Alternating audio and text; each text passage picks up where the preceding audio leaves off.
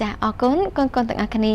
អមមិញនេះអ្នកគ្រូឲ្យកូនកូនទូទាអំពីអត្ថន័យនៅក្នុងអត្ថបទរបស់យើងដូច្នេះយើងបន្តទៅដល់អត្ថបទយើងបន្តទៅដល់ចាការអានអត្ថបទចាអ្នកគ្រូនឹងបិទបង្ហាញអត្ថបទដែលមាននៅក្នុងសៀវភៅជំនួយរបស់កូនហើយអ្នកគ្រូនឹងអានអត្ថបទនេះឲ្យកូនស្ដាប់ជាមុនសិនចាដូចសពដងនៅពេលដែលអ្នកគ្រូអានអត្ថបទចូលកូនទាំងអស់គ្នាសង្កេតមើលពាក្យក៏ដូចជាស្ដាប់អ្នកគ្រូអានក្នុងពាក្យនីមួយៗនៅក្នុងអត្ថបទរបស់យើងនេះណាចាតើតើកូនយកចិត្តទុកដាក់ស្ដាប់បានចាកូនដឹងថាអត្ថបទនោះអានយ៉ាងដូចម្ដេចចាដូចនេះអ្នកគ្រូបិទបង្ហាញអត្ថបទរបស់យើងនៅថ្ងៃនេះ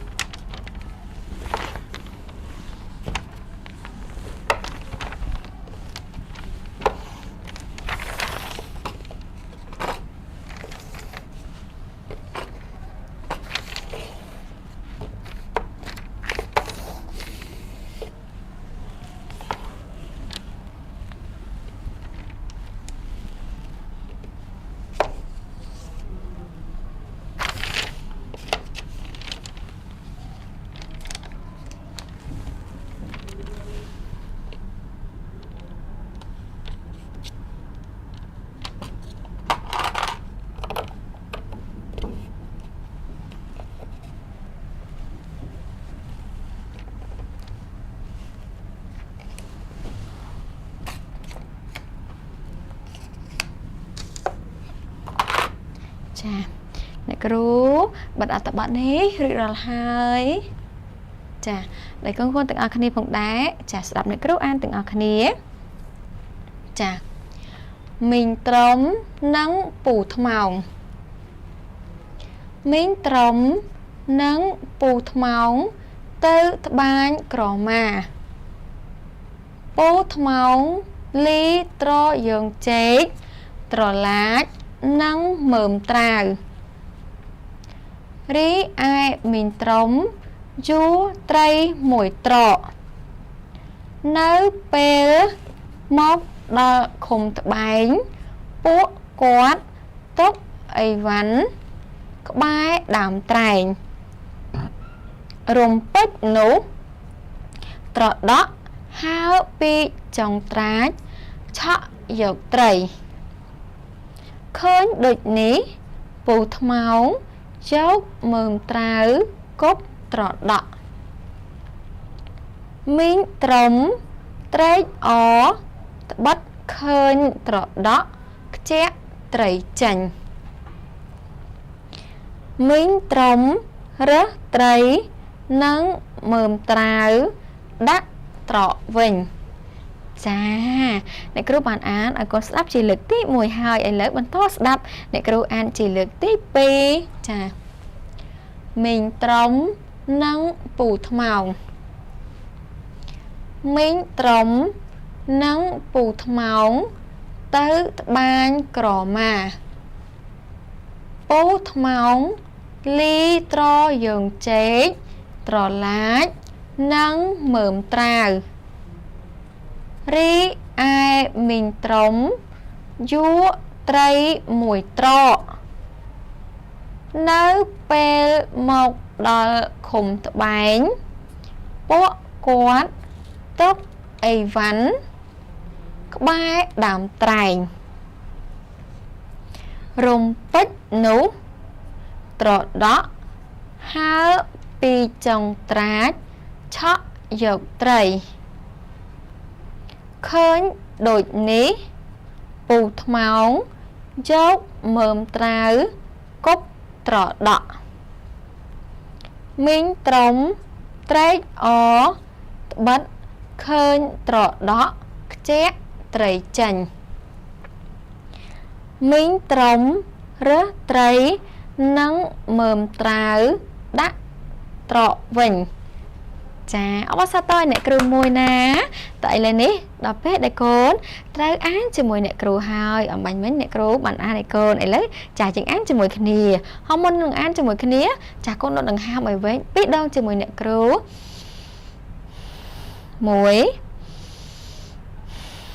2តោះយើងចាប់ផ្ដើមមីងត្រំនិងពូថ្មោងមីងត្រំនិងពូថ្មោងទៅត្បាញក្រមាពូថ្មោងលីត្រយើងចេកត្រឡាចនិងមើមត្រាវរីឯមីងត្រំយួរត្រីមួយត្រកនៅពេលមកដល់ឃុំត្បែងពួកគាត់ຕົកអីវ៉ាន់ក្បែរដើមត្រែងរំពេចនោះត្រដក់ហើរពីចុងត្រាចឆក់យកត្រីឃើញដូចនេះពូថ្មោងយកមើមត្រាវគប់ត្រដក់មីងត្រំត្រេកអរត្បិតឃើញត្រដក់ខ្ជាក់ត្រីចេញមីងត្រំរើសត្រីនិងមើមត្រាវដាក់ត្រកវិញចាអបអរសាទរជាមួយគ្នាពួកយើងបានអានចាអត្ថបទនេះចប់ជាមួយគ្នាហើយនៅកណ្ណាចាពេលនេះផងដែរជាពេលដែលកូនត្រូវអានអត្ថបទនេះដោយខ្លួនឯងចាតោះឥឡូវអ្នកគ្រូនឹងចង្អុលចានៅពាក្យនីមួយៗក្នុងអត្ថបទឲ្យកូនត្រូវជាអ្នកអានចាប់ផ្ដើម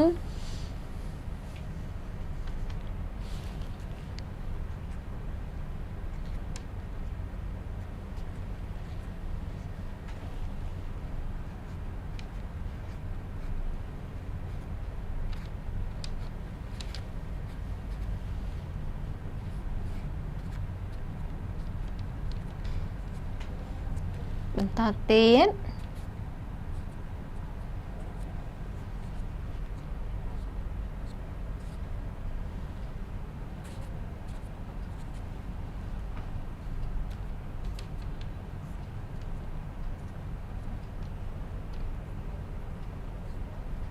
ច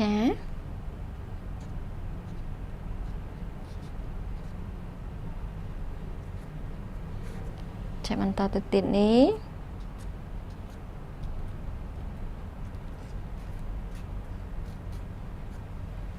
ចាបន្តទៀត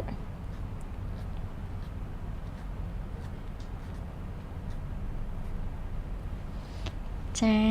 ល្អមែនតើកូនចាទៀតដែរអស្ចារ្យជើងទៅកាន់កូនទាំងអស់គ្នា1 2 3អស្ចារ្យចាទទួលពីអ្នកគ្រូអរគុណអ្នកគ្រូ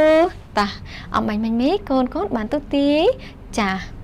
ពីអត្ថន័យក៏ដូចជាសាច់រឿងនៅក្នុងអត្ថបទរបស់យើងតើកូនទូទាយយ៉ាងដូចម្ដេចចាដែរកូនចាប្រសិនបើកូនទូទាយថាចាមីងត្រំនិងពូថ្មោងដេញចាប់ត្រដក់ចាក៏ត្រឹមត្រូវឬក៏កូនទូទាយថាយ៉ាងម៉េចកូនចាត្រដក់នឹងឆក់យកត្រីរបស់មីងនិងពូចាក៏ត្រឹមត្រូវដែរចារាល់ការទូទាយរបស់កូនគឺសុទ្ធតែត្រឹមត្រូវទាំងអស់ណាអស់តែការទូទាយនោះតេតងទៅនឹងអត្ថបទរបស់យើងចាដូចនេះកូនទាំងអស់គ្នាចាការអានបទរបស់យើងគឺត្រឹមនេះហើយបន្តទៅទៀតនេះគឺកូនត្រូវឆ្លើយសំណួរជាមួយអ្នកគ្រូមួយចំនួនចាកូនត្រៀមទាំងអស់គ្នាចាដែលសំណួរទី1នេះគឺអ្នកគ្រូសួរទៅកាន់កូនថាតើមីងត្រំមានជួរអ្វីចាកូនចាជួយរួមឆ្លើយជាមួយអ្នកគ្រូណាតើមីងត្រំមានជួរអ្វីដែរកូនចាកូនឆ្លើយមកមីងត្រំជួរអ្វីទៅកូនចាកូនឆ្លើយថាមីងត្រំយួរចាគឺយួរត្រីមួយត្រកណាកូនចំណុចរបស់កូនគឺឆ្លើយយ៉ាងបែបនេះតោះសំណួរទី2សួរថាហេតុអ្វីបានជាត្រដក់របូតចាត្រីពីមាត់កូនចាហេតុអ្វីបានជាត្រដក់ហ្នឹងចារបូតត្រីចេញពីចំពោះរបស់វា ចាគឺដោយសារតែពូថ្មនោះគាត់យកអីកូនចាដោយសារតែពូថ្មនេះគាត់យកមើមត្រាវនឹងទៅដេញគប់ត្រដក់នោះដែលធ្វើឲ្យត្រដក់នឹងវាចាខ្ជាក់ត្រីចេញពីចំពោះរបស់វាចាអរគុណឥឡូវសំណួរទី3មួយទៀតសួរទៅកាន់កូនថាតើត្រដក់ជាសត្វដូចម្ដេចដែរចានៅក្នុងអត្ថបទរបស់យើងនេះតើត្រដក់ជាសត្វដូចម្ដេចទៅកូនចាកូនឆ្លើយមកចាត្រដក់ជាសត្វល្អអត់កាលណាលួចឆក់របស់គេអញ្ចឹងគេហៅថាសត្វល្អអត់កូនចាគេខំប្រឹងរកហើយសត្វហ្នឹងទៅឆក់យករបស់គេតើត្រដក់ហ្នឹងជាសត្វល្អដែរឬទេចាជាសត្វមិនល្អទេហេតុអ្វីបានជាកូនថាមិនល្អចាកាលណាលួចរបស់គេធ្វើយ៉ាងម៉េចដែរកូនចាធ្វើឲ្យគេនឹងបាត់បង់របស់គេនៅកូនណោះចាតែនេះចា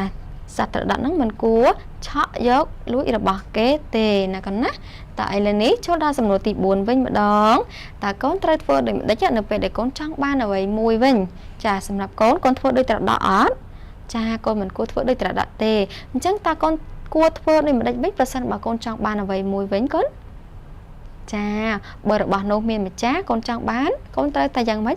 ចាកូនត្រូវតែប្រាប់គេថាកូននឹងចង់បានរបស់មួយហ្នឹងឲ្យម្ចាស់គេដឹងកាលណាយើងចូលរបស់គេដែលយើងអត់ឲ្យម្ចាស់គេដឹងគេហៅថាយើងជាចោរលួចហើយកូនណា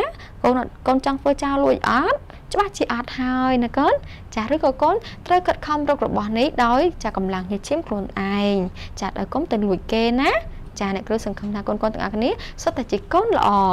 ចាអរគុណកូនចាកូនបានចូលរួមឆ្លើយសំណួរជាមួយអ្នកគ្រូហើយតើឥឡូវកូនលាម្រាមដៃឡើងចាកូនលាចំនួនកូនក្តាប់លាឲ្យបាន5ដងលាក្តាប់លាក្តាប់លាក្តាប់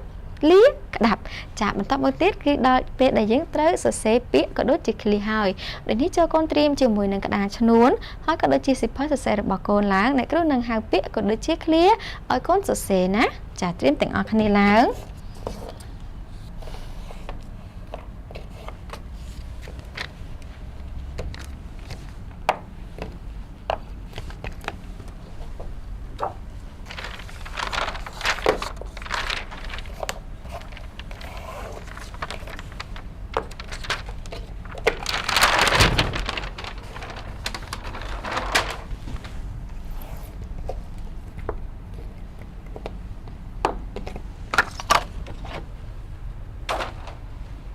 ចាត្រៀមរួចហើយមែនទេកូនចារងចាំអ្នកគ្រូនឹងហៅពាក្យឲ្យកូនសរសេរណាក៏ប៉ុន្តែជាដំបូងនេះអ្នកគ្រូក៏មានពាក្យ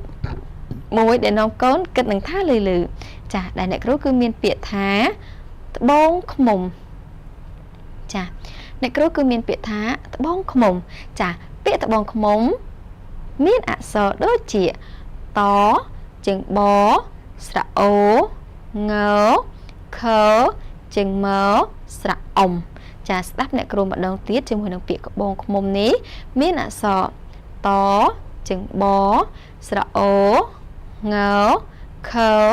ជើងមស្រៈអ៊ំចាអ្នកគ្រូបានគិតនឹងថាលឺជាមួយនឹងពាក្យមួយនេះហើយអ្នកគ្រូក៏សរសេរពាក្យនេះបង្ហាញកូននៅលើក្តារខៀនផងដែរ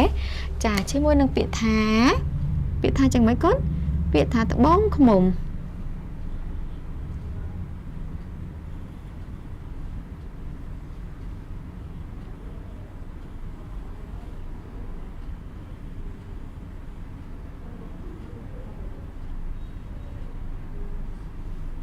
ចាកូននេះគឺជាពាក្យថាត្បូងឃ្មុំ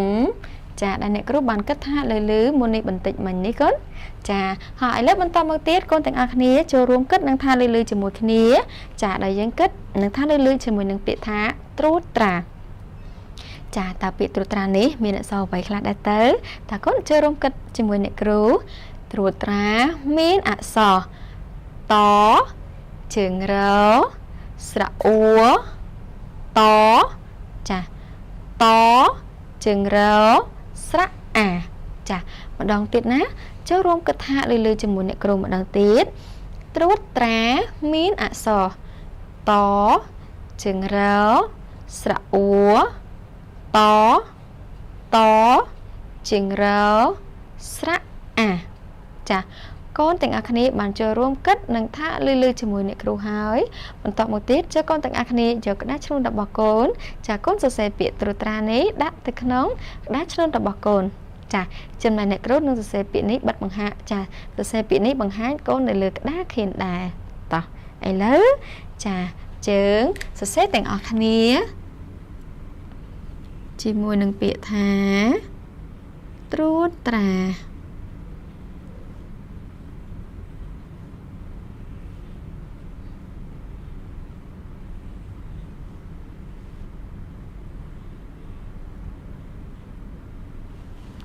ចាឬដល់ហើយកូននេះគឺជាពាក្យត្រួតត្រាពាក្យត្រួតត្រារបស់យើងនេះចាទិញទៅជាមួយអ្នកគ្រូណាថាការសរសេររបស់កូនចាដូចគ្នាជាមួយនឹងការសរសេររបស់អ្នកគ្រូដែរទេកូនចាប្រសិនបើកូនខ្វះខាតឬក៏កូនខ្វះចន្លោះកន្លែងណាមួយចាកូនអាចកែតម្រូវឲ្យបានត្រឹមត្រូវឬក៏កូនមួយកូនចាឬកូនមួយចំនួនកូនបានសរសេរត្រឹមត្រូវហើយមែនទេចាត្រួតត្រាល្អខ្លាំងណាស់កូនទៀងទាត់ជាមួយគ្នារួចរាល់ហើយបន្តទៅទៀតនេះជើកូនសរសេរពាក្យមួយទៀតដោយខ្លួនឯងវិញម្ដងជើកូនសរសេរពាក្យថាចា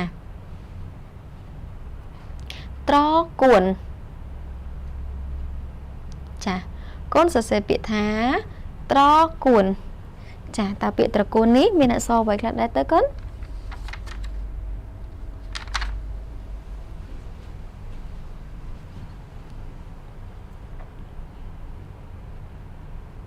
ចាត្រកួនចាត្រកួនមានអក្សរចាងាយៗណាកូនណាដូច្នេះទិញតាត់ជាមួយគ្នាទៀតហើយជាមួយនឹងពាក្យត្រកួននេះ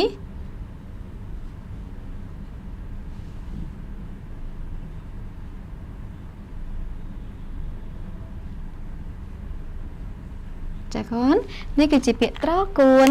ចាទិញតាត់ជាមួយគ្នាដែលមានអក្សរតជើងរកស្រៈអ៊ូនិងណូចាចឹងមិនដែរកូនសរសេរបានត្រឹមត្រូវហើយឬនៅចាអ្នកគ្រូសង្ឃឹមថាកូននឹងបានត្រឹមត្រូវកូនអាចកែតម្រូវត្រឹមត្រូវបានបើកូនចាសរសេរខ្វះចន្លោះកន្លែងណាមួយចាល្អខ្លាំងណាស់កូនតែឥឡូវនេះកូនបានសរសេរពាក្យនេះនៅលើក្តារឆ្លួនហើយបន្តទៅទៀតចូលកូនយកសៀវភៅសរសេររបស់កូនឡើងណាចាកូនទាំងអស់គ្នាចាកូនយកសរសេរសៀវភៅសរសេររបស់កូនឡើងហើយកូនទុកចន្លោះកន្លែងនេះដើម្បីដាក់ចំណងជើងចាអញ្ចឹងកូនដឹងថាចំណងជើងមេរៀនរបស់យើងរៀនអំពីអ្វីហើយកូនទុកចន្លោះហ្នឹងដើម្បីសរសេរចំណងជើងហើយចុះបន្តមកអ្នកគ្រូនឹងមានពាក្យមួយដែលកូនសរសេរថាចាពាក្យថាថ្មាតចាកូនសរសេរពាក្យថាថ្មាតចាតើពាក្យថ្មាតនេះមានអក្សរអ្វីខ្លះទៅកូនងាយណាកូនជាមួយនឹងពាក្យថ្មាតចាថ្មាត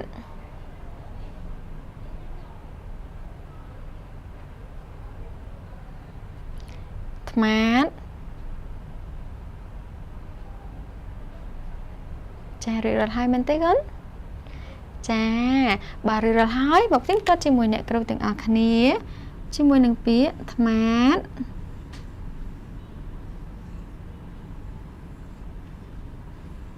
ចានេះគឺជាពាក្យថ្មាតណាកូនណាដែលមានអក្សរតជើងមកស្រៈអានិងតចាពាក្យថ្មាតចាទៀងទាត់ជាមួយអ្នកគ្រូបន្តមកទៀតសរសេរពាក្យមួយទៀតចាចូលកូនសរសេរពាក្យថាត្បាល់ក្តឿងចាកូនសរសេរពាក្យត្បាល់ក្តឿងចាតើពាក្យត្បាល់ក្តឿងនេះមានអក្សរអ្វីខ្លះដែរកូនត្បាល់ក្តឿងចាត្បាល់ក្តឿងមានអក្សរ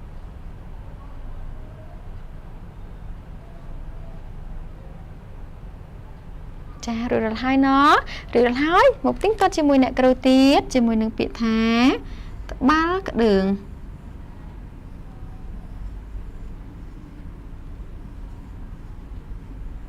ត្បាល់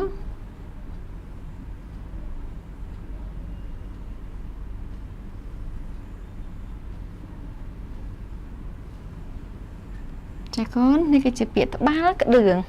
ចាទៀងទាត់ជាមួយអ្នកគ្រូទាំងអស់គ្នាយ៉ាងមិនដែរចាកូនកូនសរសេរបានត្រឹមត្រូវហើយមែនទេកូនចាត្បាល់ក្តឿងចាទៀងទាត់ជាមួយអ្នកគ្រូរួចរាល់ហើយបន្តទៅទៀតកូនចុះបន្តមកអ្នកគ្រូនឹងហៅឃ្លាដើម្បីឲ្យកូនសរសេរវិញម្ដងចាចុះកូនសរសេរឃ្លាថាត្រួយត្រកួនខ្ចីចាកូនសរសេរឃ្លាថាត្រួយត្រកួនខ្ចីចាតែក្នុងឃ្លានេះមានអក្សរអ្វីខ្លះដែរទៅកូនចាត្រួយត្រកួនខ្ចី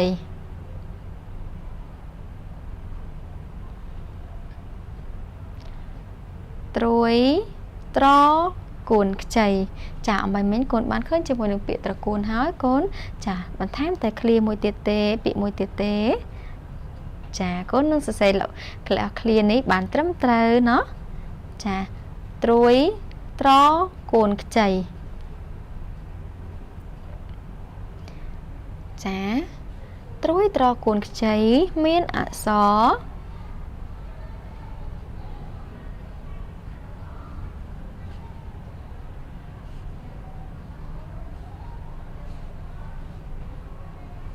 ចា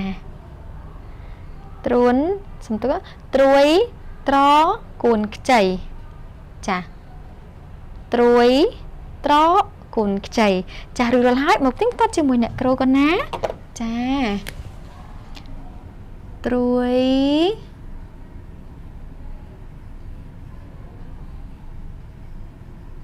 ត្រ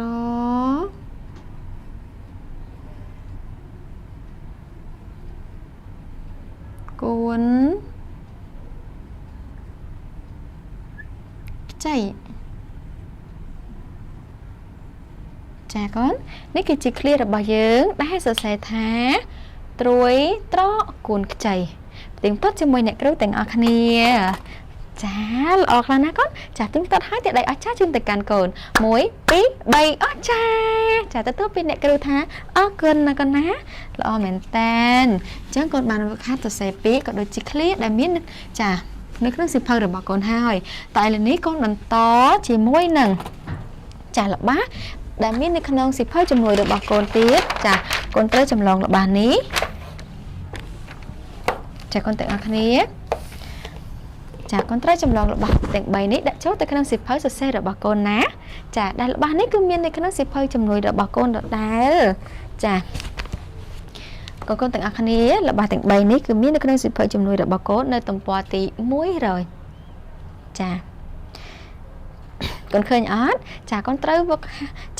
ចម្លងល្បះទាំង3នេះដាក់ចូលទៅក្នុងសៀវភៅសរសេររបស់កូនណាចាហើយកូនសរសេរល្បះទាំងនេះឲ្យស្អាតឲ្យមានរបៀបហើយកុំភ្លេចណាត្រូវតែវឹកហាត់អានព្យាង្គអានពាក្យអានល្បះក៏ដូចជាអានអត្ថបទបន្ថែមនៅផ្ទះដោយខ្លួនឯងទៀតដើម្បីការអានរបស់កូនកាន់តែពូកែឡើងចា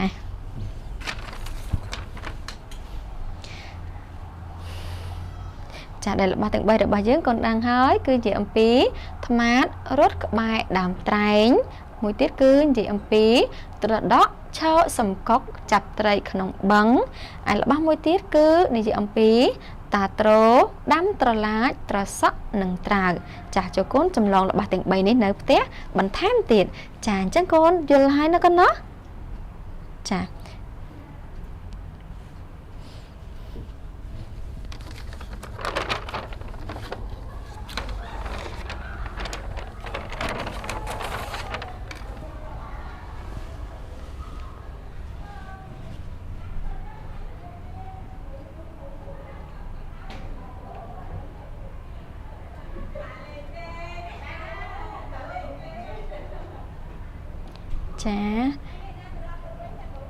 កុំភ្លេចណាត្រូវវឹកហាត់អានល្បះទាំងនេះដើម្បី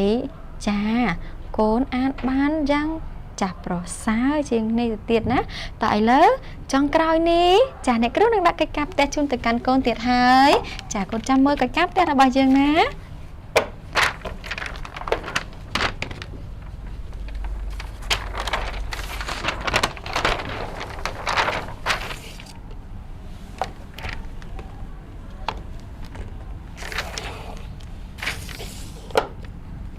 ចា ផ្ទះរបស់យើងថ្ងៃនេះគឺអ្នកគ្រូឲ្យកូនធ្វើអ្វីចាកូនមើលទាំងអស់គ្នាចាគឺអ្នកគ្រូឲ្យកូនចូលសរសេរពាក្យឲ្យត្រូវនឹងរូបភាពខាងក្រោមដូច្នេះកូនមើលរូបភាពនីមួយៗហើយកូនចាសរសេរពាក្យឲ្យត្រូវនឹងរូបភាពចាឥឡូវអ្នកគ្រូបងជាលេខដើម្បីឲ្យកូនសម្គាល់ថារូបទី1គឺពាក្យអ្វីចារូបទី2គឺពាក្យអ្វីចាឯរូបទី3នេះចាសម្គាល់ទៅលើពាក្យអ្វីដែរចាអញ្ចឹងកូនយល់ហើយណារូបទី1សត្វអីកូនចាគឺសត្វថ្មាអញ្ចឹងកូនសរសេរពាក្យថាថ្មាតាមរយៈរូបយើងរូបទី2ចាឯរូបទី3ចាកូនប្រកាសជាចាអាចសរសេរបានតាមរយៈរូបភាពរបស់យើងនៅថ្ងៃនេះណាចាអញ្ចឹងកូនចាប្រកាសជាអាចធ្វើបានគ្រប់នេះហើយមែនទេចាអរគុណណាកូនណាសម្រាប់កូនទាំងអស់គ្នាដែលបានចូលរួមរៀនជាមួយអ្នកគ្រូនៅថ្ងៃនេះចាអ្នកគ្រូសង្ឃឹមថាកូនប្រកាសជាចាចូលរួមរៀនបន្តជាមួយអ្នកគ្រូចានៅថ្ងៃបន្តទៀតបានឬក៏កូនអាចតាមដានការបង្រៀនរបស់លោកគ្រូអ្នកគ្រូតាមរយៈកញ្ចក់ទូរទស្សន៍ប៉ុស្តិ៍ដែលជួ TV តក2ខ្សែកាបលេខ3លេខ1និងបណ្ដាខ្សែកាបនានាទូទាំង25ខេត្តក្រុងចាម្យ៉ាងវិញទៀតកូនកុំភ្លេចត្រូវឧស្សាហ៍លាងដៃឲ្យបានញឹកញាប់ជាមួយនឹងសាប៊ូអាល់កុលឬក៏ជែលចាសូមអរគុណសូមជម្រាបលា